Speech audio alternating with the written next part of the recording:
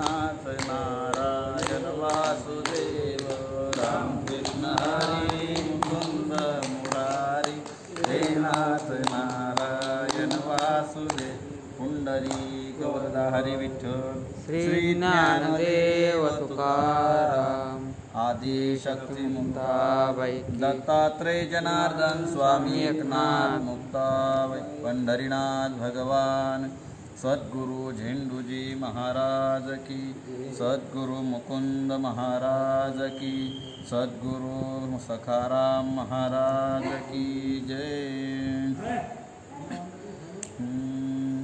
वक्रतुंड महाकाय सूर्यकोटि समप्रभ निर्विघ्नं कुरु मे देव सर्वकार्येषु सर्वदा।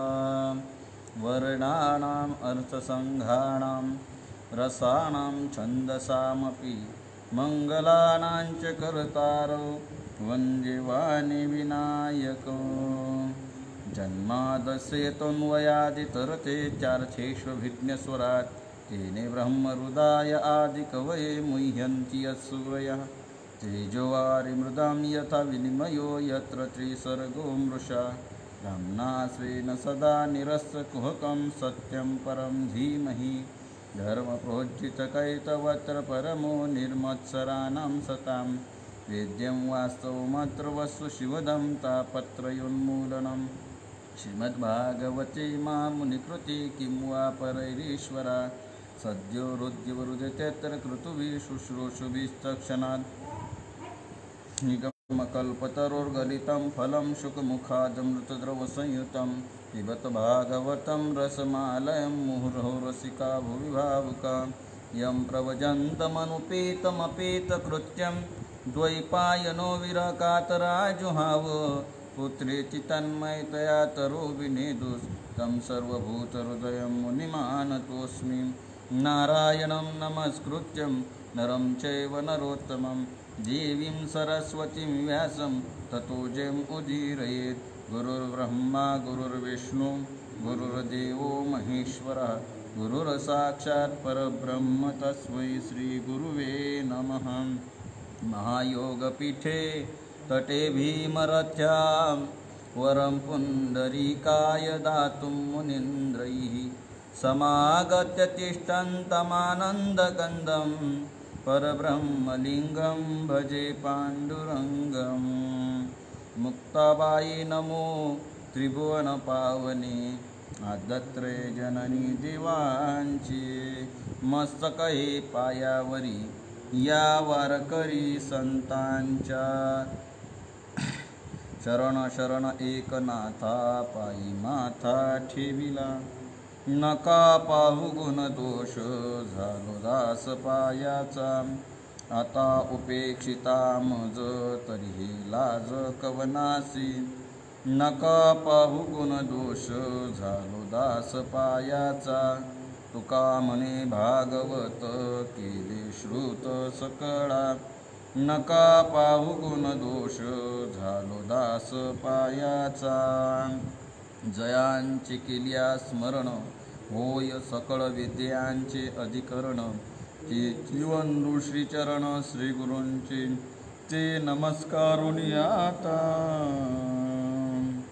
अहमेवा समेवाग्रे नान्यद्यत् सदसत्परं पश्चादहं यदेतश्च यो वशेषेत सोऽस्म्यहं ऋतीर्थं यत् प्रतीयेत न प्रतीयेत चात्मनि तद्विद्यादात्मनो मायां यथा भासो यथा तमः यथा महांचि भूतानि भूतेषु चावचेष्वनु प्रविष्टान्यप्रविष्टानि तथा तेषु न तेष्वहम् एतावदेव जिज्ञास्यं तत्त्वजिज्ञासुनात्मनः अन्वय व्यतिरेकाभ्यां यत्स्यत् सर्वत्र सर्वदा।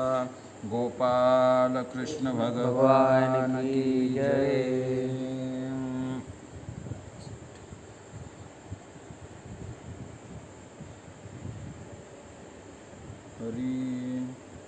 ऐसे ही जे जडमुड मूर्ख भावार्थे झाल्या भजनमुख भजनोन्मुख त्याचे निशेष झडे दुःख चे निजात्म सुख पावती देखा भगवत देह चैतन्य घन तेत वसे ना देहाभिमान या लागी करिता त्याचे भजन अज्ञान जन उद्धरती.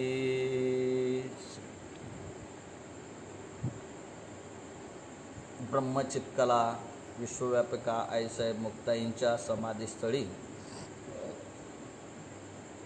चातुर्मास्याच्या निमित्तानं चतुश्लोकी भागवताची ही क्रमप्राप्त सेवा आजची ही जोडजोड 27व्या दिवसाची सेवा आहे. आणि त्या निमित्तानं आपल्याला काही दिवस मोजायचे नाही, पण आपली ही सेवा चालू आहे आणि त्या निमित्तानं ही क्रमप्राप्त झालेली झालेला आजचा विषय. आजपर्यंत आपण विषय पाहिला. कालचा विषय आपला असा झाला की जीव मूळ स्वरूप सच्चिदानंद स्वरूप असताना, ज्ञान स्वरूप असताना सुद्धा त्याचा देहाभिमानामुळे त्याला स्वतःच्या ज्ञानाचा विसर पडला, आत्मज्ञानाचा विसर पडला. आणि जो संकल्प विकल्पात्मक जो त्याला ज्ञान कल्पना अविद्येनं ज्याला जीवत्व प्राप्त झालं, त्या विपरीत ज्ञानाच्या योगाने त्याला ते ज्ञान विषयाच्या सेवनामध्ये घालवलं आणि विषय सेवनामुळे मायेच्या मोहामुळे बंधनामुळे तो अधिकच दृढ बंधनामध्ये पडला. जन्म मरण त्याच्या पाठीमागे लागलं, चित्त चंचल झालं, बुद्धी पूर्णपणे योग्य तो निर्णय घेऊ शकत नाही आणि अशा प्रकारे तो बंधनामध्ये पडला. आणि ते दुःख, त्या बंधनामध्ये पडल्यामुळे बुद्धी विपरीत निश्चय केल्यामुळे जो सत्य असणारा परमात्मा, भगवद्गीते असणारा चिद स्वरूप, ज्ञान स्वरूप, आनंद स्वरूप असणारा परमात्मा, त्याच्या देहाला सुद्धा, ज्याच्या देहाने माणसाचं कल्याण होतं, ज्याच्या देहाने माणसाचा उद्धार होतो, अनेक जन्मांतरामध्ये विपरीत बुद्धीतून, विपरीत ज्ञानातून केलेलं असत्कर्म आणि त्यातून निर्माण झालेलं जे पाप, ते पापसुद्धा ज्याच्या देहाच्या दर्शनाने जातं, त्या देहाच्या अलौकिक आणि दिव्य अशा देहधारी परमात्म्याला सुद्धा तो आपल्यासारखा मानायला लागतो. आपण काल विचार केला, अवजानंती मां मूढा मानुषीं तनुमाश्रितम. मला सुद्धा भगवान म्हणतात की मला सुद्धा ते मनुष्य देहधारी समजतात आणि त्यामुळे तो कसा बंधनात पडला जातो. त्याच्यामुळे त्याला जो मला जाणत नाही आणि ज्याची भगवंताविषयी श्रद्धा प्राप्त होत नाही, ज्याच्या अंतकरणात त्या भगवंताच्या देहाविषयीचा श्रद्धाभाव निर्माण होत नाही, त्याला पुन्हा जन्म आणि पुन्हा मरण. अश्रद्ध धाना पुरुषा धर्मस्यास्य परंतप अप्राप्यमाम निवर्तन्ते मृत्यू संसार वर्तमनी. ज्याच्या अंतकरणात श्रद्धा नाही त्याला पुन्हा जन्म, पुन्हा मरण आहे. त्याला जन्म मरण अनिवार्य राहतं, त्याचं मरण कधी टळतच नाही. असा तो अकल्पपर्यंत नात्मा म्हणतात, त्या परममूर्खा ते देख अकल्प दुःख स्वरेना. त्याचं दुःख संपत नाही. एक अवधारिता तो पुढे दुसरे एक सारलं तर दुसरं दत्त म्हणून संकट उभं राहतेच. असे अनंत दुःख त्याला देहाभिमानामुळे, विपरीत ज्ञानामुळे त्याच्या जीवनामध्ये प्राप्त झाले. आणि म्हणून तो भगवंताला सुद्धा त्याची बुद्धी मूढ झाल्यामुळे मूर्खपणानं भगवंताला सुद्धा आपल्या देहासारखा पाच भौतिक पंचभूतांनी बनलेला देह समजायला लागला. परंतु अशी मूढ झालं आणि त्याच्या मागे दुःख अनिवार्य आहे, अपरिहार्य दुःख त्याच्या मागे जन्म मृत्यूचं लागलं. मग का हो, असं जर दुःख त्याला लागलं, ठीक आहे, ज्याला डोळस आहे, जो डोळस आहे तो रस्त्यानं चालत असताना खाली काटे पडले आहेत का, दगड आहेत का, आपल्याला ठेच लागेल का, पायात काटा मुडेल का, काही किडा मकोडा किरकोळ आपल्या पायाखाली येईल का, म्हणून खाली पाहून डोळस आहे तो पाहून चालतो. परंतु जाणताच हा जाणून बुजूनच जर आंधळा आहे, तर त्या आंधळ्याला रस्त्यानं चालताना मग गती काय? मग खड्ड्यात पडला तर तो पडूनच राहील का? त्याला कोणी उचलणारच नाही का? त्याची गती त्याचा उद्धार होणारच नाही का? याला दुःख जीवनामध्ये दुःखच भोगावं लागेल, याला सुख कधी जीवनात प्राप्त होणारच नाही का? असा प्रश्न निर्माण होतो. नाथ महाराज म्हणतात बाबा तसा प्रश्न अजिबात मनात आणायचा नाही. कारण असेही जरी देवाला न ओळखणारे असले, देव नाही म्हणणारे असले आणि त्यांनी मोठे सत्याग्रह करून कायदे पास केलेले असले तरी सुद्धा अशाही लोकांनी जर भगवंताचं सद्भावनेने भजन केलं तर त्याला सुद्धा आत्मसुखाची गोडी, आत्मसुखाचा लाभ जीवनात प्राप्त झाल्याशिवाय राहणार नाही. ऐका, एका वाक्यात शहाणा कोण आणि मूर्ख कोण याच्या व्याख्या नाथ महाराज अगदी सोप्या भाषेत सांगतात. शहाणा कोण आणि मूर्ख कोण आजपर्यंतच्या चिंतनातून आपल्या लक्षात येतं. सारांश, आपण आपल्याला कितीही शहाणे समजत असो, प्रपंच कितीही थाटात करणारे असो, शाळा कॉलेजेसचं शिक्षण किती मी म्हणतो फॉरेनचं शिक्षण, रिटर्न शिक्षण, कॉलेजचं शिक्षण करून आलेला असला, तो बॅरिस्टर झालेला असला तरी सुद्धा परमार्थाच्या दृष्टीने जर भगवत भक्ती त्याच्या जीवनात जर घडत नसेल तर तो परमार्थाच्या दृष्टीने प्रपंचातला जेवढा मोठा शहाणा तेवढा परमार्थातला तो तेवढा मोठा मूर्ख असतो. जो प्रपंचामध्येच आपली बुद्धी घालवतो, प्रपंचाच्याच खटपटाकरता, प्रपंचच मिळवण्याकरता संसारिक गोष्टी, भौतिक गोष्टी, जड विषय आणि जडाच्या प्राप्तीकरता जो आपलं आयुष्य उदंड असं आयुष्य उदंड घालवतो, त्याच्या जीवनामध्ये उदंड दुःख असतं. तो शहाणा नाही, तो प्रपंचाच्या दृष्टीने, शास्त्र दृष्टीने शुद्ध महामूर्ख आहे. आणि जो परमार्थ करतो, जो शुद्ध भावनेने परमार्थाला लागलेला आहे, तो परमार्थातला प्रपंचाच्या दृष्टीने तो कितीही मूर्ख असला तरी परमार्थात भजन जर करत असेल तर तो सर्वात मोठा श्रेष्ठ आहे, तो हुशार आहे, तो शहाणा आहे. तुकोबा म्हणतात, तुका म्हणे जाणे ऐसे दुर्लभ शहाणे. असे जे भजन करणाऱ्या दुर्लभ आहे. मनुष्य देहाला मनुष्य म्हणून जन्माला आलेले फक्त कमी थोडे आहे काय की जेवढे भजन करतात तेवढेच मनुष्य देहाला आलेले आहेत? नाही, मनुष्य देहाला आलेले रगड आहेत, पुष्कळ आहेत, परंतु देवाचं भजन करत नाही. मग याचा अर्थ देवाचं भजन करत नसतील तर ते शहाणे म्हणायला शास्त्र तयार नाही. ही सचोटी आहे, ही कसोटी आहे. तुकोबा सांगतात की तुका म्हणे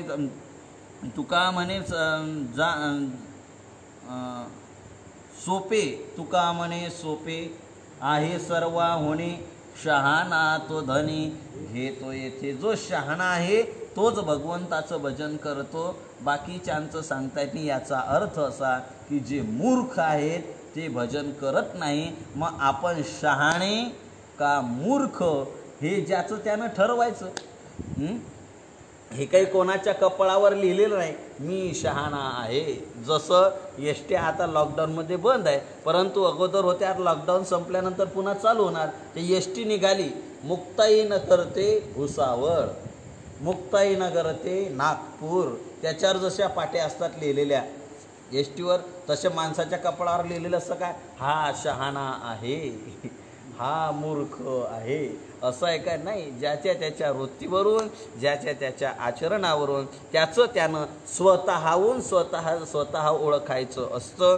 आपण शहाणे का भजन करत असेल तर शहाणा, आणि भजन करत नसेल तर तो मूर्ख आहे. परंतु असे मूर्ख देवाला न मानणारे जरी असले तरी त्यांनी जर भजन करायला शुद्ध भावनाने जर भजन करायला सुरुवात केली तर त्याचं दुःख संपूर्ण निवृत्त होतं, आणि दुःख निवृत्त होऊन त्याला आत्मसुखाची प्राप्ती होते. नाथ महाराज म्हणतात, ऐसियाई जे जडमूर्ख जडमुड मूर्ख, भावार्थी झाल्या भजनोन्मुख, त्याचे निशेष झडे दुःख, ते निजात्मसुख पावती देखा. त्यांना निजात्मसुख प्राप्त होतं.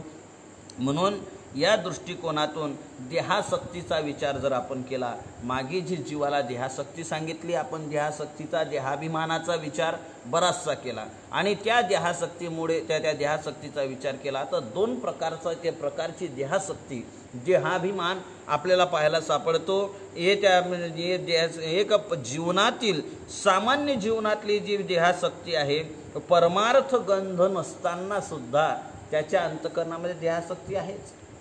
ज्याला परमार्थापासून जे तटस्थ आहेत, ज्यांना या क्षेत्राचं घेणं देणं नाही, अगदी शास्त्रीय भाषेत त्याला नास्तिक म्हणतात.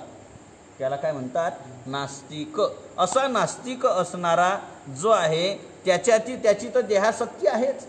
देहाविषयीचा आदरभाव त्याच्या प्राणिया कामी भरू देहाची वरी आदरू म्हणून पडला विसरू आत्मबोधाचा. तो प्रत्येक प्राणी देहावर आदर आहे, देहाविषयीची आसक्ती आहे, तो तर आहेच देहासक्तवान. परंतु त्याच्या पुढे एक आहे जे आम्ही परमार्थिक आहो म्हणतात. आता ही याच्यातली नास्तिकातली, पण आस्तिकामध्ये सुद्धा देहाभिमान धारण करणारे नाहीत असं आहे का? नाही. एवढाच फरक आहे की दगडापेक्षा थोडी वीट मऊ झाली. दगडापेक्षा वीट मऊच आहे. तसं परमार्थ करत असताना सुद्धा देहाभिमान येतो, देहाभिमान आहे. आता हा दुसऱ्या प्रकारचा, हा थोडा उच्च कोटीचा जो अभिमान आहे, हा अभिमान हे याच्या ऐका. आता हा याच्या म्हणजे माणसाच्या देहासक्ती नास्तिकता असताना देहासक्ती असणं हा त्याच्या जीवनातला योग आला, त्याच्या जीवनातला योग आहे. परंतु देहासक्ती धरणे, देहाभिमान धरणे हे बाधक आहे असं कळून सुद्धा देहाचा अभिमान धारण करणे हे बाधक आहे. आपल्याला समोर दिसतंय चालताना रस्त्यानं पुढे काटा आहे आणि त्या काट्यावरच पुन्हा पाऊल ठेवणे म्हणजे शहाणपण आहे का? मग हा जो योग आहे हा त्याला दैव विपर्यास योग जो त्याच्या जीवनातला आहे. नाथ महाराज म्हणतात की जाणून सुद्धा तो देहाचा अभिमान धारण करतो, देहाची आसक्ती धारण करतो. हा त्या साधकाच्या जीवनातला, त्या आस्तिकाच्या जीवनातला कुयोग आहे. काय आहे? कुयोग आहे. आणि हा कुयोग माणसाला फार मोठा घातक असतो. बाह्य त्याग आहे पण अंतरत्याग नसणे. कुयोग शब्दाचा काय अर्थ आहे की कुयोग म्हणजे बाह्य त्याग केलेला आहे, देहाचा बाह्य त्याग केला पण अंतरत्याग अजून बाकी आहे. अहंकाराचा मला अभिमान नाही, मला अभिमान नाही, हा बाह्य त्याग आहे. परंतु देह अभिमानाने सर्व व्यवहार घडतोय ना, हा अंतर काय आहे? अंतरासक्ती आहे, अंतर्देहाभिमान आहे. आणि हा मात्र असं असणे म्हणजे बहिरंगातला त्याग आहे पण अंतरंगामध्ये अजून आसक्ती जडूनच आहे, अंतरंगातला त्याग झालेला नाही, त्याला कुयोग म्हणतात. आणि नाथ महाराजांनी या कुयोगाचा विचार खूप सुंदर असा त्या विचार केलेला आहे. एकनाथ भागवताच्या 28व्या अध्यायामध्ये या कुयोगाचा विचार सांगितला. नाथ महाराज म्हणतात, द्रव्यदारा विषयासक्ती दृढ वासना असता चित्ती बाह्य त्याग मिथ्या विरक्ती कुयोग निश्चितिया नाव. कुयोग कशाला म्हणतात? द्रव्यदारा विषयासक्ती. ज्याला पैशाविषयीची आसक्ती आहे, स्त्रीविषयीची आसक्ती आहे आणि दृढ वासना चित्ती काय आहे? याविषयीची आसक्ती मनात आहे. पैसा नको आपल्याला. बरेचसे कीर्तनकार असे आहेत म्हणजे आस्तिकातला माका सांगतो म्हणून यामध्ये आपला वर्ग दिसतो परमार्थ करणाऱ्यांचा. आणि आपण बाह्य त्याग आपण दाखवतोय परंतु अंतरत्याग आपल्याकडे झाला नाही. म्हणून हा विषय, आजचा जो विषय आहे हा परमार्थिक म्हणून घेणाऱ्याकरता आम्ही वैरागी आहोत, आम्ही त्यागी आहोत असा लोकांसमोर दंभ पसरवणाऱ्या लोकांकरता आजचा हा विषय आपल्याकरता विषय आहे. आस्तिकांकरता नाथ महाराजांचा बाह्य विषयाचा त्याग केलाय. नाथ महाराज म्हणतात, याच्या संतांनी वर्णन केलेलं आहे की आपण वनी जाऊनी वनिता चिंतू लागला. बाहेर शरीराच्या बाहेरच्या दृष्टीनं त्यानं स्त्रीचा त्याग केला, लग्न केलं नाही, डोंगरात जाऊन राहिला. पण डोंगरात जरी जाऊन राहिला, पर्वताच्या दरीकोरीमध्ये एखाद्या याच्यामध्ये कुटीकया बांधून एखादी झोपडी बांधून जरी राहिला तरीही सुद्धा काय त्याचा त्याग गेला. आतमध्ये वरी भगवा झाला नामे, अंतरी वश केला कामे. मुक्ताई तर परखड भाषेत बोलणारे आहेत. त्याला म्हणू नये साधू, जगी विटंबना बाधू. काय स्वभाव काय साहेबांचं कडक बोलणं होतं. त्याला साधू म्हणूच नाही, विटंबना करणार आहे. तसा बाह्यरंगाचा त्याग आहे, अंतरंगाचा त्याग नाही. अंतरंगातला म्हणजे द्रव्यदारा विषयासक्ती, दृढ वासना चित्ती.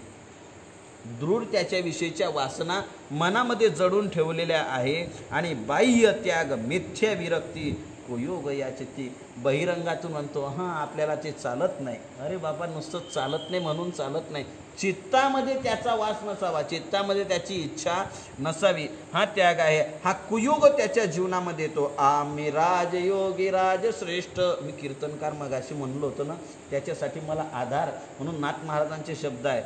पुढचे ओबी ऐका. नाथ महाराज म्हणतात, आम्ही राजयोगी अतिश्रेष्ठ, मनोनी विषय भोगी यथेष्ट, ओच पडली वैकुंठ पीठ, कुयोग चोखट या नाव.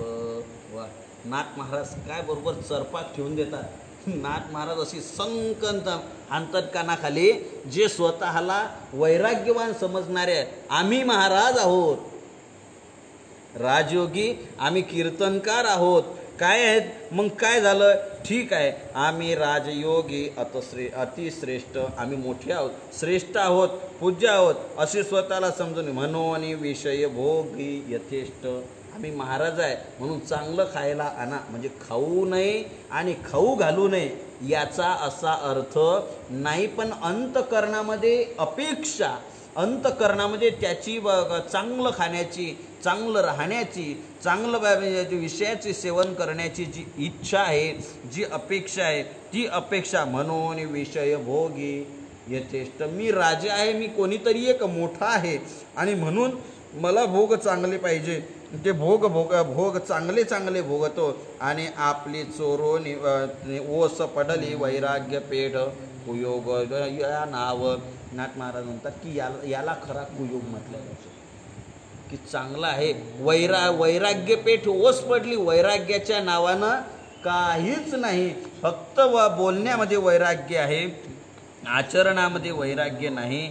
आणि म्हणून नाथ महाराज पुढे सांगतात, आपुली चोरोनी विषयासक्ती, आपुली चोरोनी विषयासक्ती, बाह्य मिरवी मिथ्या विरक्ती, हेची कोयोगाची स्थिती, जाण निश्चिती उद्धवा. भगवान म्हणतात, उद्धवा, खरा योग जीवनातला कुठला आहे माहिती आहे का? अरे कुयोग तो आहे कुठला? बाहेरून त्याग दाखवतात. हम तो पैसे को छुते नहीं, जेब में डालो. पैशाला हात लावत नाही, खिशात टाका. बरीचशी मंडळी अशी आहे, आम्हाला पैसा नको, आम्हाला पैसा नको, आम्हाला पैसा नको, आम्ही पैसा घेत नाही. ड्रायव्हरकडे द्या पाकिट. महाराज तुमचं पाकिट काय आहे? आम्हाला त्याचा संबंध नाही. हां, ते ड्रायव्हर घेईल काय गाडीचं भाडं वगैरे. ड्रायव्हरला पहिले समजून सांगितलेलं असतं. भुसवळ आपल्याकडे घडलेला प्रसंग सांगतो, नाव सांगत नाही. एका महाराजांचं कीर्तन भुसावळला झालं आणि दुसऱ्या दिवशी ज्याच्याकडे कीर्तन होतं त्यांच्या सोयऱ्याकडे दुसऱ्या दिवशी होतं मलकापूर भागात. भुसावळला कीर्तन झालं, मलकापूर भागात कीर्तन. हां, कोणाची निंदा नाही किंवा कोणावर टीका अजिबात नाही. मला विषय सांगायचा आहे, अनुभवातला विषय दृष्टांत आपल्यासमोर ठेवायचा आहे, की बाहेर विरक्ती दाखवतात, मनातून विरक्ती आहे, स्वतः आपला त्याच्याशी काही संबंध नाही. झालं, भुसावळला कीर्तन केलं, मलकापूरच्या जोर कीर्तन केलं. त्याही गावाचं नाव सांगत नाही पुढे आता, कारण चौकशी करत याल. त्या सोयऱ्याकडे कीर्तन होतं म्हणून ते तिथं मलकापूरवाले भुसावळला आले होते आणि दुसऱ्या दिवशी तिथं आले. महाराजांचा अभंग तोच. आता मला ते काही सांगायचं नाही, पण कीर्तनामध्ये महाराजांनी सांगितलं, मी रात्रीला मुंबईला होतो. कीर्तनाला रात्री मुंबईला, उद्याच्या दिवशी नागपूरला जायचंय. हे कशासाठी? मी पैसे घेत नाही. ड्रायव्हरला विचारलं का हो किती द्यावं लागतं. आता तुम्ही विचार करा, मुंबईहून तुमच्या गावापर्यंत आलो म्हणजे भुसावळून नाही आले ते, म्हणजे विषयास म्हणजे आसक्ती जी आहे, विरक्ती बाहेरून दाखवायची, पण आतमध्ये येणकर प्रकारे झाकून आपलं वैराग्य आपलं झाकून. म्हणून नाथ महाराज आपली चोरून विषयासक्ती, आपली विषयाची आसक्ती चोरून ठेवतात आणि बाह्य मिरविती मिथ्या विरक्ती. लोकांकरता खोटं दाखवतात, परंतु लोकांना खोट्यानं दाखवणार. तुकोबराय म्हणतात, सोंगे छंदे काही देव जोडे ऐसे नाही.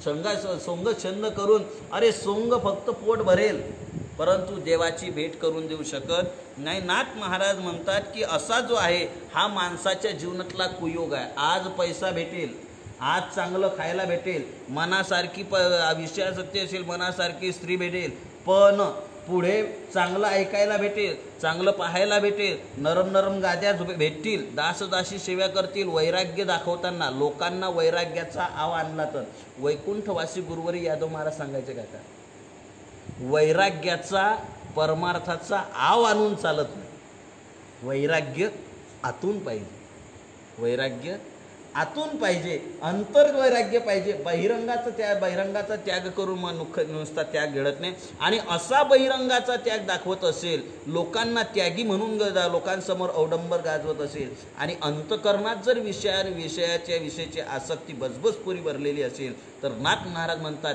त्या पारमार्थिकाच्या जीवनातला तो कुयोग आहे.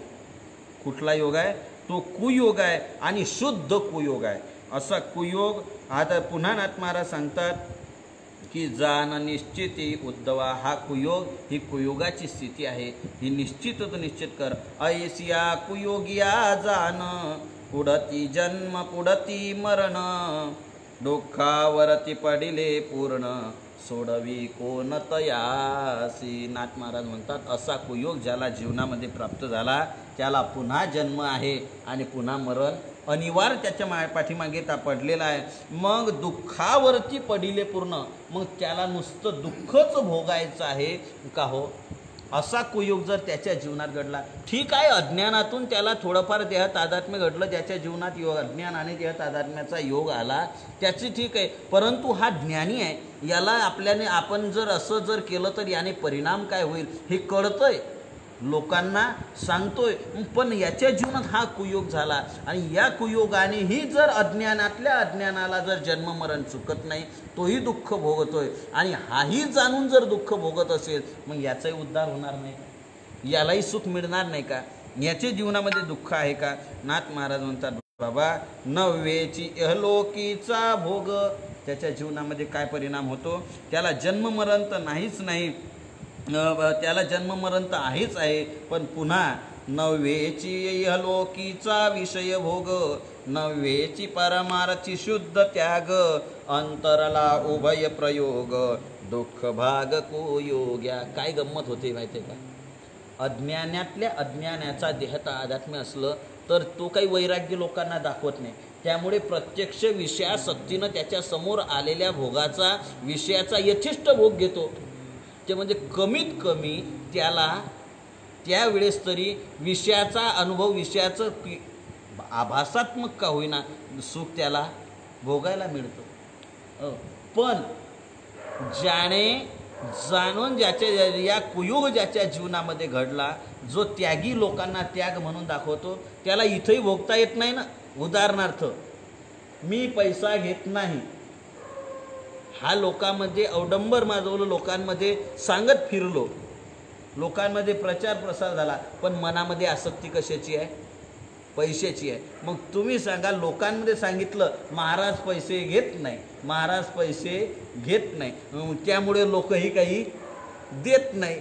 महाराज पैसे घेत नाही असा प्रचार झाला आणि लोक काही पैसे देत नाही. आसक्ती मनातली सुटत नाही, मनातली आसक्ती पैशाची सुटत नाही आणि लोक पैसे देत नाही, कारण फुकाची विरक्ती, खोटी विरक्ती जगामध्ये दाखवली. त्याच्यामुळे चित्तामध्ये पैसा भोगायची, पैसा मिळवायची इच्छा आहे, परंतु फुकट वैराग्य दाखवलं, पैसा मिळत नाही. बरं ठीक आहे, आता इहलोकातलं पैशाचं सुख आपल्याला भोगता येत नाही, मग परलोकातलं उभयता प्रयोग, बरं खरा त्याग आहे त्या त्यागाचंही सुख मिळत नाही ना. खरा जो त्याग आहे त्या त्यागाचंही सुख मिळत नाही. कारण विरक्तस्य तृणम जगत, विरक्ताला हे जगत सर्व गवताच्या कसपटासारखं, काळी कसपटाच्या काळी याच्यासारखं वाटतं. परंतु तशा प्रकारचं वैराग्यवंता खलू भाग्यवंता, ज्याच्या जीवनामध्ये वैराग्य आहे ना तो खरा भाग्यवान आहे असं परंतु याच्या जीवनात वैराग्यच नाही, त्याच्यामुळे वैराग्याचाही आनंद नाही आणि विषयाच्या भोगातलं जे सुख मिळते तेही सुख नाही. म्हणून नाथ महाराज म्हणतात विषय इहलोकीचा विषय भोग नव्हेची, त्याच्याकरता त्याला नव्हेची परमार्थ शुद्ध त्याग, त्याच्यामध्ये परमार्थातला शुद्ध त्याग सुद्धा त्याच्या जीवनामध्ये न घडल्यामुळे अंतरला उभय प्रयोग दुःख भाग कोयोग्या, प्रापंचिक व्यवहारिकही दुःख आहे आणि परमार्थात सुद्धा आसक्ती असल्यामुळे दुःख आहे असा विषय सांगितला. पुन्हा सांगतात नाही विषय विरक्ती बाह्य त्यागे वाढवी विरक्ती, ऐशी हृदयी जे बहिर्मुख स्थिती ते जाण निश्चिती कुयोग. नाथ महाराज म्हणतात याला कुयोग म्हणतात. काय की नाही विषय विरक्ती, विषय सेवन करण्याची तर विरक्ती त्याला नाही, मनातून विषय सेवन करण्याची आसक्ती आहे, पण बाह्य त्यागे वाढवी ती विरक्ती, पण लोकांमध्ये अवडंबर फार दाखवतो. परंतु ऐशी हृदयी जे बहिर्मुद्रा स्थिती ते जाण निश्चिती कुयोग, असा हा बहिरंगपणाचा त्याग दाखवणे हा त्याच्या जीवनातला सर्वात कुयोग आहे.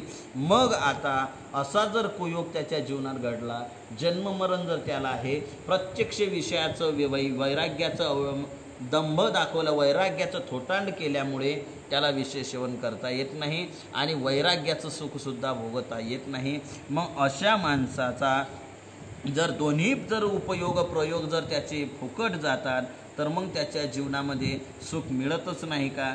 तर याच्यासाठी त्याला जर पाहिजे असेल तर नाथ महाराजांचा सांडोनी भगवत भजन, सांडोनी भगवत भजन वेद विधी मार्ग विहीन, ऐसे जे का त्याग लक्षण कुयोग संपूर्ण त्या नाव. असा जो मनुष्य असेल जो वेदविहित मार्ग वेद विधी मार्ग विहीन, ऐसी जे का त्याग लक्षण, त्याग पाहिजे, परंतु त्याग कसा पाहिजे, शास्त्रबोधित, शास्त्राने सांगितलेला, संतांच्या वाणीतून आलेला जो त्याग आहे, जे त्यागाचं लक्षण. त्याग तरी ऐसा करा अहंकारा दवडावे, तुकोबरा म्हणतात अहंकाराचा त्याग करावा. त्याग जर असेल तर अहंकार सोडून द्यावा, याचं या नावं खरा त्याग आहे. आणि तो त्याग जर नसेल, वेदाने सांगितलेल्या मार्गाने जर त्याचं वैराग्य नसेल, त्या मार्गाने जर त्याचं जीवनचरितार्थ चालत नसेल तर तो त्याचा जीवनातला कुयोग आहे. मग सुयोग काय आहे, वेद मार्गाने चालतोय, मार्ग विहीन, ऐसे जे का त्यागाचे लक्षण. कदाचित समजा पामर, आपण त्यात फार म्हटलं तर शास्त्रकारांनी ज्या याच्यामध्ये प्रकार केले, पामर, विषयी, मुमुक्षु आणि जिज्ञासू. पामर आणि विषयी पामर जो आहे तो स्वैर विषय सेवन करतो, त्याला शास्त्राचं घेणं देणं नाही, याचा विचार मागे आपण केला. विषयी आहे तो शास्त्राच्या आधाराने विषयाचं त्याग करतो, विषयाचं सेवन करतो, म्हणजे काही भाग टाकतो आणि काही भाग सेवन करतो. काही याच्या साधकाच्या याच्या जीवनामध्ये तो वेदानुसारच आचरण करतो, वेदानुसारच त्याचं जीवनातलं वैराग्य आहे, पण भजन नाही जीवनात, नुसता त्याग आहे.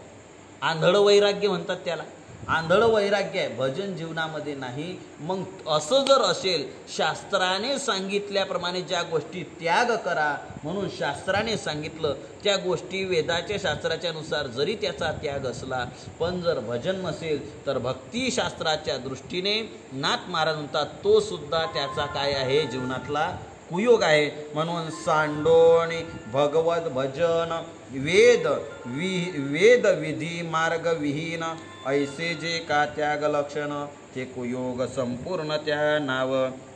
म्हणून भगवंताचं भजन जर करून जर शास्त्राने मार्गाने मागत असला तरी तो त्याच्या आस्तिकाच्या जीवनातला काय आहे, एक प्रकारचा कुयोग आहे. आणि मग असा जर कुयोग असेल तर मग त्याच्याकरता मग त्याचा देहाभिमान जाणार नाही का? अशी विरक्ती का दाखवतो? तर त्याचं कारण आहे देहाभिमान. मग हा देहाभिमान त्याच्या जीवनातला कुयोग जाणारच नाही काय? सुयोग त्याच्या जीवनामध्ये येणारच नाही काय? नाथ महाराज सांगतात, पहिल्यांदा आपली ओवी काय, अनुसंधान आपल्या याच्यातलं सुटू देऊ नका.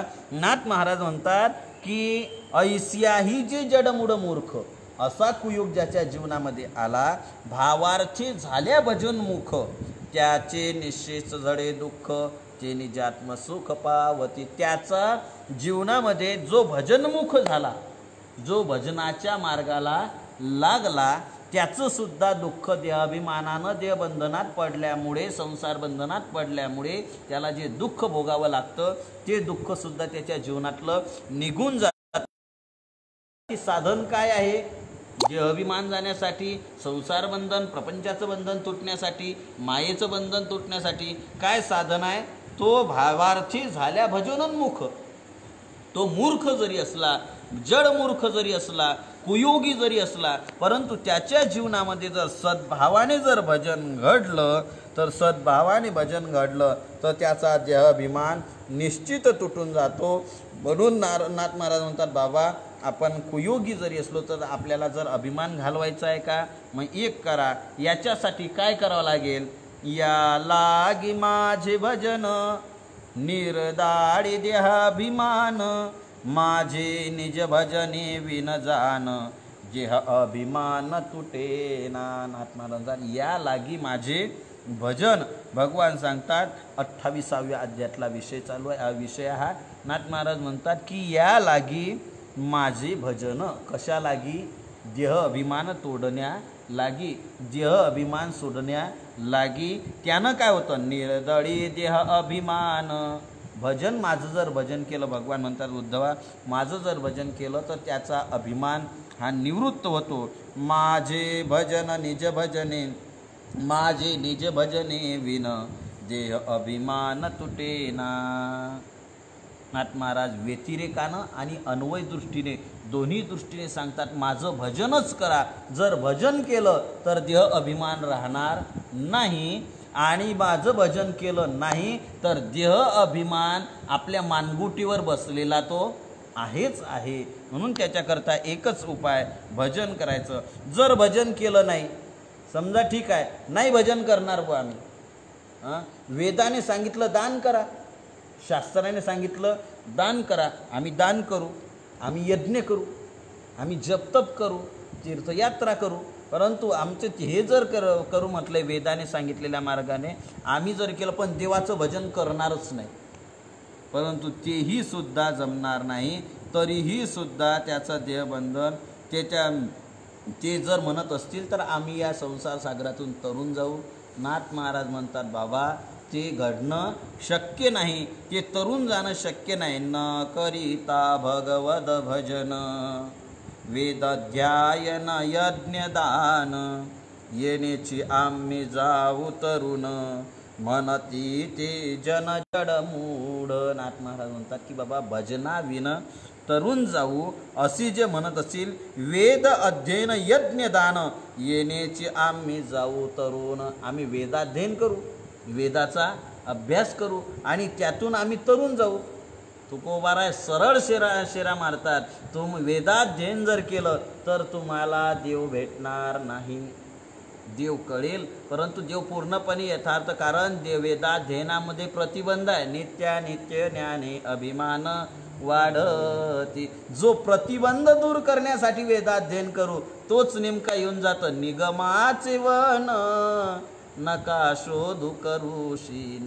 तुकोबाराय म्हणतात निगम म्हणजे वेद. या वेदाच्या अरण्यामध्ये जाऊच नका. निगमाचे वन नकाय नो करूशीन. बाबा तिकडे जाऊच नका. पाहिजे असेल तर काय, या रे गवळी याचे घरी, दावे बांधिले तेवरी. तुकोबराय म्हणतात तुम्हाला तिकडं जमणार, निगमाच्या वनामध्ये शोधत जाऊ नका, कारण ज्ञानियांचे गावी चोजविता देव, तेथे अहम भाव पाठी लागे. जे ज्ञानी म्हणून घेणाऱ्या, वेदाध्ययन करणारे आहे, त्या वेदाध्ययनानं नेमका अभिमान वाढतो, आणि अभिमान आला तर त्याला देवच भेटत नाही. आईसाहेब सांगतात अभिमान आला देव, तुका म्हणे देव नाही, अभिमान झाला देव दुरी त्याला. तुकोबरायांचं आहे का प्रमाण? तुकोबरा म्हणतात तुका म्हणे देव दुरी त्याला. हां, त्याला अभिमान झाला तर त्याला देव आहे. अभिमान गेला तुका म्हणे देव झाला. हां, तुका अभिमान गेला की देव प्राप्त होतो, आणि अभिमान आला तर त्याला अहंभाव आला तर त्याला देव प्राप्त होत नाही, जवळचा देव दूर जातो. म्हणून वेदाच्या अध्ययनाने सुद्धा आपल्याला देवाचं दर्शन होणार नाही. दान केलं तर त्यानं सुद्धा होत नाही, कारण निळोबारायांची एक गवळण आहे. निळोबाराय म्हणतात करिता दान धर्म पुढे भोगवितो फळा. दान धर्म जर केला तर त्याचं फळ भोगावं लागते स्वर्ग, आणि स्वर्गाला आल्यानंतर काय मोक्ष आहे? नाही. अरे ते सुद्धा खाली येणारेच आहे. मृत्यू लोकातले विषय लांबत जाईल, आपल्याला एवढ्या पुढे जायचं नाही. वेद मार्गांमध्ये पुन्हा यज्ञ केला तर यज्ञाने सुद्धा यज्ञ यागे स्वर्ग भोग आडयेती. नित्य ज्ञाने अभिमान वाढती. सर्व प्रतिबंध आहे वेदाचार्याने सांगितलेले, कारण हे त्रिगुणात्मक त्रिकांडातले जे आहेत, एवं त्रिकंड कारण नाथ महाराज ज्ञानोबा म्हणतात की ते तिन्ही वेदातले जे कर्मकांडाचा जो भाग सांगितला आहे, हा माणसाला अकारण आहे. ज्ञानोबा म्हणतात माझी भक्तीविना अकारण, भगवंताच्या भक्तीविना आहे सर्वत्र कारण आहे. आणि म्हणून या लागी माझे भजन न करिता भगवत भजन. जे भगवत भक्तीविन तरुण जातील ते म्हणतात की मी मूर्ख आहेत. नाथ महाराज म्हणतात की ते लोक कोण आहेत? मूर्ख आहे. ते म्हणती जे जन जडमूढ. म्हणून या जीवनामध्ये एकच मुख्य आहे. एत मुख्यत्वे गा भगवद भक्ती, जहा विश्वास धरिता चित्ती, भगवद पद झालिया प्रद झालिया वृत्ती, सर्वभूती महाभय निरसे भगवद मद भाव. नाथ महाराज म्हणतात म्हणून जीवनामध्ये मनुष्य देहामध्ये मुख्य जर काही असेल तर ती भगवत भक्ती आहे. आणि त्या भगवत भक्तीविषयीचा चित्तामध्ये जर विश्वास ठेवला, श्रद्धा ठेवली, तर त्याने भगवत पर झालिया वृत्ती, सर्वभूती मदभाव. जर भगवत भाव जर आपल्या मनामध्ये भगवंताचं भजन जर घडायला लागलं तर त्याने आपल्या जीवनामध्ये काय घडतं तर सर्व भूतामध्ये आपल्याला परमात्मा प्राप्ती होते. आता भगवत भक्तीने काय काय फायदा होतो? नाथ महाराज म्हणतात ना, भावार्थी झालिया भजनमुख, त्याचे निशेष झडे दुःख, निजात्मसुख प्राप्त पावती देखा. त्याला आत्मसुखाची प्राप्ती होते, त्याच्या जीवनातलं दुःख निघून जातं. म्हणून ही भगवत भक्ती अतिशय श्रेष्ठ आहे. काय काय मिळतं भगवत भक्तीने? एक शास्त्रीय भाषेत सांगू, शास्त्रीय भाषेतली व्याख्या आहे, त्याला मोक्ष म्हणतात. आत्यंतिक दुःखाची निवृत्ती आणि परमानंदाची प्राप्ती. ना मुक्ती ना मोक्ष हा माणसाच्या जीवनामध्ये भजनाने प्राप्त होतो, भगवंताच्या भक्तीने प्राप्त होतो. परंतु तो भजनोन्मुख झाला पाहिजे, भजन करण्यासाठी सन्मुख झाला पाहिजे. या भक्तीने माणसाच्या जीवनात काय काय लाभतं? भागवतामध्ये 26व्या अध्यायामध्ये फार मोठं चिंतन घोडालं. भगवान म्हणतात की बाबा भक्तिम लब्धवत साधो किमन्यात अवशिष्यते, मय्यनंत गुणे ब्रह्मन् आनंदानुभावात्मने. भगवान म्हणतात की बाबा भक्तिम लब्धवत साधो, त्या साधूला भक्तीमध्ये किमन्यात अवशिष्यते. ज्या साधकाच्या जीवनामध्ये भक्ती प्राप्त झाली, किम अन्यत अवशिष्यते, त्याच्या जीवनामध्ये दुसरं मिळवायचं शिल्लक राहते काय? ओ, जिथं देवच हातामध्ये आला, एखादा आमदार मंत्री खासदार जर हातात आला तर मग मी सांगत असतो त्याला रेशन कार्डाच्या दुकानात रेशन कार्ड मिळवण्यासाठी किंवा रेशनावर माल घेण्यासाठी त्याला किराणा घेण्यासाठी लाईन लावावं लागेल का? साधा आमदार खासदार हातात आला तर त्याला लाईन लावावं लागत नाही. देव प्राप्त झाला त्याला कमी आहे? जो परमात्मा ओम पूर्णमद पूर्णमिदं पूर्णात् पूर्णमुदच्यते पूर्णस्य पूर्णमादाय पूर्णमेवावशिष्यते, अशा प्रकारचा परमात्मा जर प्राप्त झाला, भजनाने जर प्राप्त होत असेल, तर त्याला जीवनामध्ये शिल्लक काय राहते मिळवायचं? तुकोबारा वेडे होते. तुकोबारा म्हणतात की बाबा भगवत भजन जर केलं तर जीवनात काय मिळवायचं राहतं? सर्वच मिळतं. काय नो हे केले एका चिंतिता विठ्ठले, एका भगवंताचं चिंतन भजन जर केलं तर त्याला जीवनात काही किळायचं मिळवायचं शिल्लक राहत नाही. सर्वच सर्व त्याला प्राप्त होते. म्हणून भक्तिम लब्धवता साधो किमन्यत अवशिष्यते, त्याला दुसरं मिळवायची गरज राहते का? याचा अर्थ त्याला काही मिळवायची शिल्लक गरज राहत नाही. नाथ महाराजांनी याच भावाच्या अर्थाच्या खूप सुंदर ओव्या केल्या. या श्लोकावरच्या 2 मार्मिक ओव्या मला खूप महत्त्वाच्या विशेष वाटल्या. भावे करिता माझी भक्ती, भावे करिता माझी भक्ती, भाविका कोण पा अप्राप्ती, माझे भजने तुटे विवेक वैराग्य ज्ञान संपत्ती, पाया लागती मद भक्ताच्या. नाथ महाराज म्हणतात भावाने म्हणजे पुढे ओवीमध्ये भावार्थी झाल्या भजनोन्मुख. भाव शब्दासाठी मी हा विषय सांगतोय. भक्ती याचा भजनाचा भावार्थी झाल्या भजनोन्मुख. आता आपण नास्तिकातून आस्तिकाच्या याच्याकडे आलो, म्हणजे आपण पारमार्थिक झालेलो आहोत, भजन करायला लागलोय. पण भजनाच्या बुडाची जो भाव पाहिजे, जे प्रेम पाहिजे, जी श्रद्धा पाहिजे, जी भक्ती पाहिजे, ती भक्ती अतिशय महत्त्वाची आहे. त्या श्रद्धेने त्या भावाने जर भावार्थी जे भावाने जर भजनमुख झालं, भजन जर करायला लागलं, तर भावे करिता माझी भक्ती. कारण भावाशिवाय भक्ती भेटत नाही. मग तुम्ही म्हणाल महाराज किती भाऊ पाहिजे? भावाशिवाय भक्ती जर होत नाही तर किती भाऊ पाहिजे? अलीकडे तर आता असंच आलं, हम दो हमारे दो, त्याच्यामध्ये एक मुलगा आणि एक मुलगी. त्यातही पुढे आता एक मला वाटते हम दो हमारा, बऱ्याच ठिकाणी असंच आहे. मग त्याला भाऊच राहायचं, मग त्याला भक्ती भेटणार नाही काय? हा अर्थ भाऊ शब्दाचा तिथं नाही. भाव शब्दाचा अर्थ किंमत सुद्धा नाही. भाव शब्दाचा अर्थ आहे प्रेम. प्रेमनास्तु प्रथमावस्था भाव, हा अशी प्रेमाची प्रथम अवस्था म्हणजे भाव आहे. आणि ते भाव आणि प्रेम, ते प्रेम पाहिजे, श्रद्धा पाहिजे. आणि ते प्रेम जर भावाशिवाय प्रेम भक्ती मिळत नाही. प्रेमाशिवाय भाविविना भक्ती, भक्तिविना मुक्ती, बळेविना शक्ती बोलू नये. जसं माझ्यामध्ये ताकद आहे, माझ्यामध्ये ताकद आहे, अंगामध्ये बळच नाही, बळेविना शक्ती बोलू नये. नुसती शक्ती सांगितली पण शक्ती काय आहे ते बळ तर दाखव, बळच नाही. तसं भावच नाही तर भक्ती कशी प्राप्त होईल? अरे बाबा त्यासाठी भाव पाहिजे, प्रेम पाहिजे. जर त्या प्रेमानं भक्ती घडत असते. म्हणून भावे करिता माझी भक्ती, भाविका कोण पा अप्राप्ती. नाथ महाराज त्या भाविकाला काय अप्राप्त आहे? त्याच्या जीवनामध्ये सर्वच मिळतं. काय काय मिळतं? नाथ महाराज यादी देतात. वैराग्य, विवेक, वैराग्य, विवेक प्राप्त होतो, वैराग्य प्राप्त होतं, ज्ञान संपत्ती किंवा ज्ञान संपत्ती. विवेक प्राप्त होतो, वैराग्य आणि विवेक हा परमार्थातला पाया आहे. विवेकाच्या आधारावर परमार्थाची उभारलेली बिल्डिंग, उभारलेली इमारत ही दीर्घकाळापर्यंत टिकते. विवेक त्याला वैराग्य अग्नी जैसा, असं विवेकयुक्त वैराग्य त्याच्या जीवनामध्ये भगवत भजनाने प्राप्त होतं.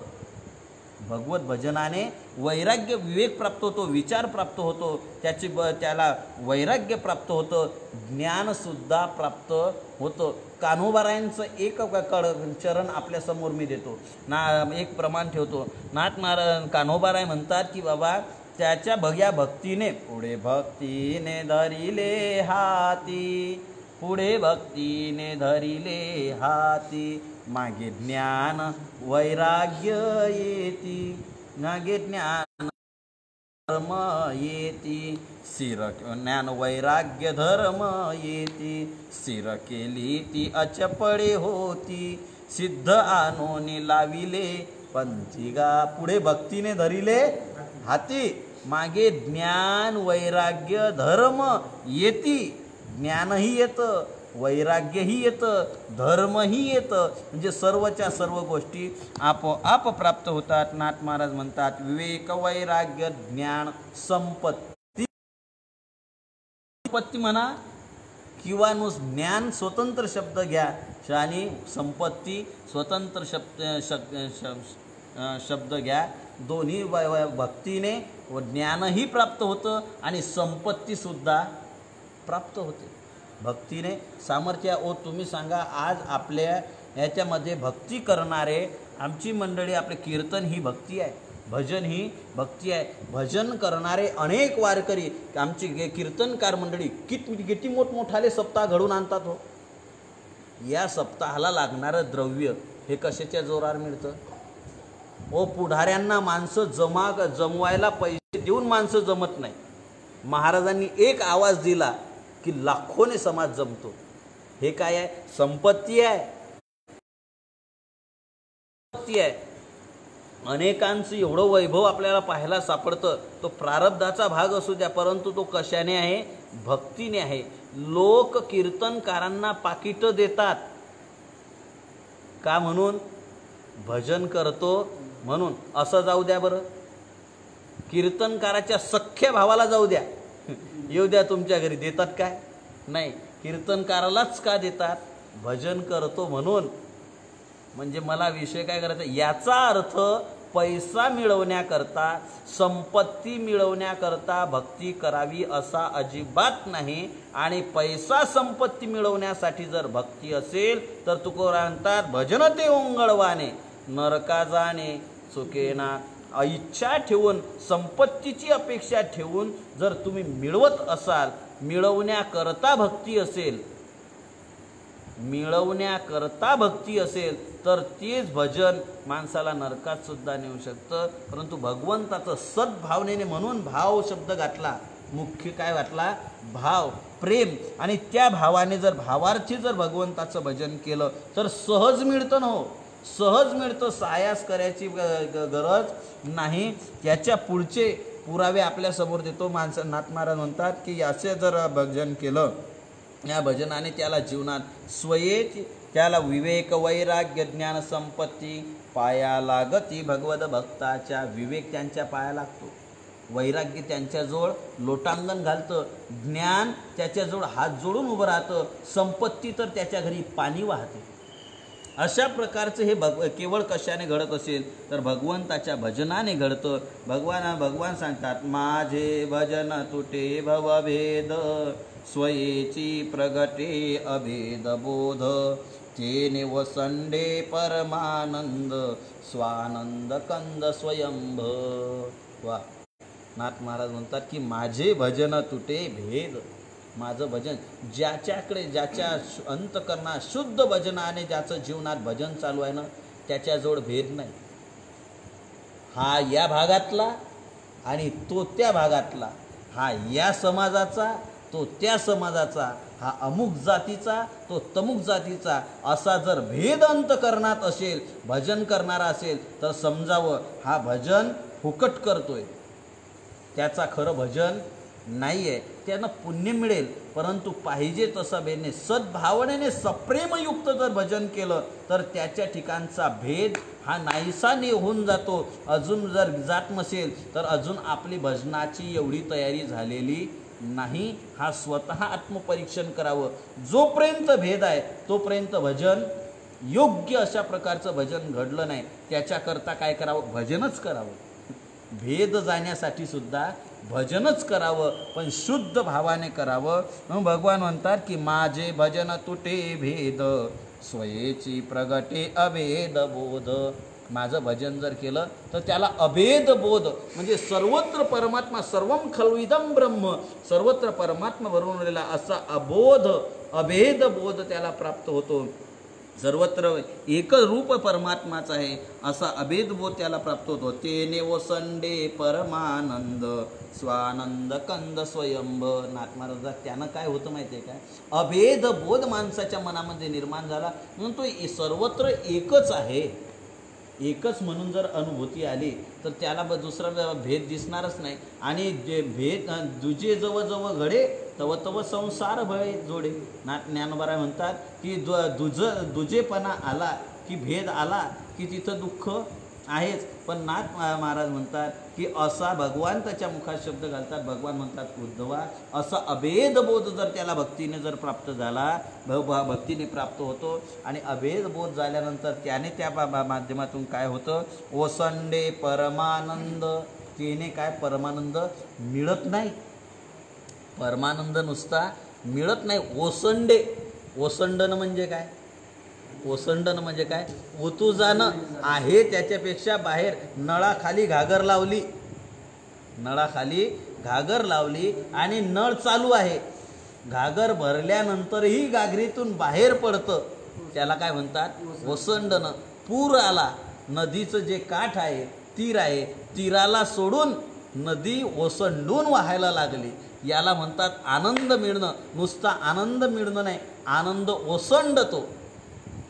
आनंदाचे तरंग, आनंदाची अंग आनंदाची, आनंद कोंडला मागे पुढे.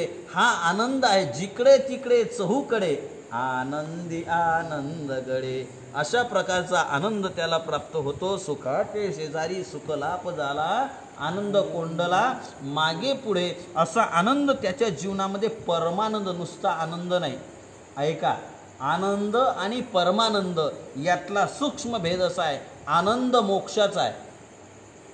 आनंद मोक्ष स्वरूप, आनंद मोक्ष स्वरूप म्हणजे आनंद स्वरूपता प्राप्त होणे म्हणजे मोक्ष भेटणे, मोक्षाचा आनंद आहे. आणि परमानंद, त्या मोक्षालाही लात मारून जो आनंद आहे तो भक्तीचा आनंद आहे. त्याला परमानंद म्हणतात, त्याला नित्यानंद म्हणतात. गोपिका या मोक्षाच्या सुखाला लात मारतात आणि विषयाच्या सुखाला तर तुच्छ समतात. नित्यानंदा पुढे आनंदो तो कोण, विषय सुख बाई बापुडे ते क्षीण.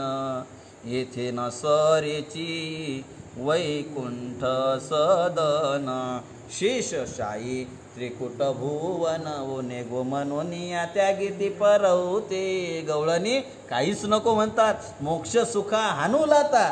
मोक्षाच्या सुखाला लाट. मोक्ष पद तुच्छ केले या कारणे, आम्हा जन्म घेणे युगायुगी. विट्याईसे सुख नोहे भक्ती रस, पुढता पुढती आस सेवावी. असा आनंद त्याला, अवीट प्रकारचा आनंद त्याच्या जीवनामध्ये ओसंडून वाहतो. तेने परमानंद ओसंडे परमानंद, स्वानंद कंद स्वयंभ. तर आनंदाचा कंद परमात्मा जो आहे तो परमात्मा त्याला प्राप्त होतो. कशामुळे? माझे भजने, माझ्या भजनाने. भगवान म्हणतात की माझ्या भजनानं. आता ओवी आपला विचार इकडं पहा, इकडचा अनुसंधान तुटू द्यायचं नाही. भावार्थी झालिया भजनमुख, त्याचे निरसे दुःख. भेद निरसला म्हणजे दुःख गेलं. तेने निजात्म सुख पावती. निजात्म सुख म्हणजे आत्मसुख, परमानंदाचं सुख त्याला. अशा प्रकारे असं भजन केल्यानंतर पुन्हा नाथ महाराज सांगतात की बाबा असा जो संसाराचा त्रिगुणात्मक मिळणार. मला वाटतं आपली वेळ झालेली आहे. आपण याचा विचार पुन्हा उद्याच्या दिवशी करणार. हा ओसंडून वाहणारा आनंद आहे. हा आनंद कशानं प्राप्त होतो? नाथ महाराज म्हणतात तो मूर्खातला मूर्ख असला तरी सुद्धा ऐसे पैजी जे जडमुड मूर्ख, भावार्थी झालिया भजनोन्मुख, त्याचे निशेष झडे दुःख, ते निजात्म सुख पावती. त्याला आत्मसुखाचं प्राप्त होते. कशाने? का तर त्या भगवंताचं दर्शनाने, भजनाने. आणि भगवंताचं भजन घडलं की भगवंताचं देहाचं दर्शन होतं. त्या भगवंताचा देह, त्या भगवंताच्या देहाचं ज्ञान जे मिळतं, त्या भगवंताचा देह कसा आहे आणि त्या देहाच्या भजनाने काय जीवनाचा जीवनामध्ये पुन्हा फायदा होतो. त्या भगवत भक्तीचा, भगवत दर्शनाचा, भगवत भजनाचा फायदा काय आहे जीवनामध्ये, त्याचा विचार आपण उद्याच्या दिवशी करू. आजची वेळ आपली संपुष्टात आली. म्हणून आज झालेली सेवा आईसाहेब मुक्ताईंच्या चरणी, श्रीगुरूंच्या चरणी, ईश्वराच्या चरणी समर्पित करून आजच्या दिवसा सेवेला आपण आज विसावत आहोत. उद्या पुन्हा याच वेळेत भेटू. भगवत देहाचं वर्णन, भगवत देहाचा देह कसा आहे त्याचं दर्शन, त्याचं भजन माणसाच्या जीवनात किती लाभदायक आहे याचा विचार आपण उद्याच्या दिवशी करू. पुंडलिक वरदारी विठ्ठल श्री ज्ञानदेव तुकाराम, दत्तात्रय जनार्दन स्वामी एकनाथ मुक्ताबाई की जय.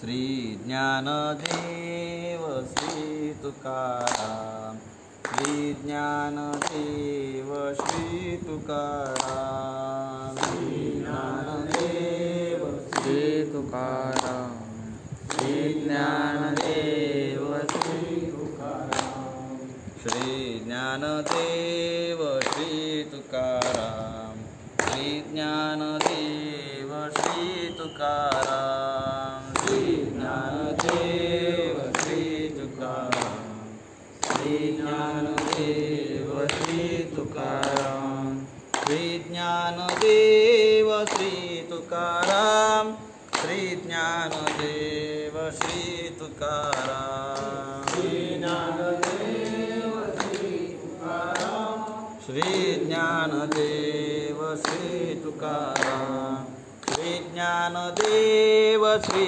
तुकाराम, श्री ज्ञानदेव श्री तुकाराम, श्री ज्ञानदेव श्री तुकाराम, श्री ज्ञानदेव श्री तुकाराम, श्री ज्ञानदेव श्री तुकाराम, श्री ज्ञानदेव श्री तुकाराम, श्री ज्ञानदेव श्री तुकाराम, श्री ज्ञानदेव श्री तुकाराम.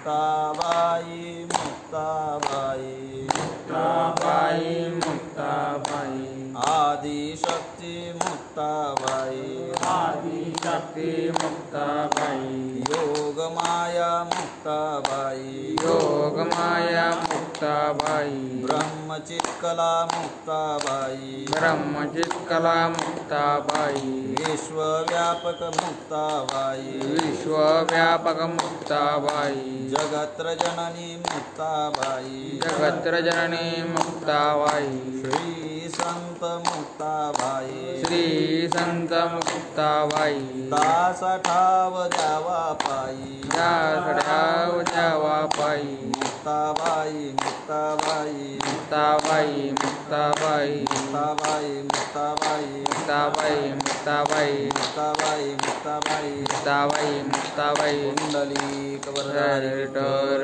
श्री ज्ञानदेव तुकाराम, दत्तात्रय जनार्दन स्वामी एकनाथ मुक्ताबाई की जय.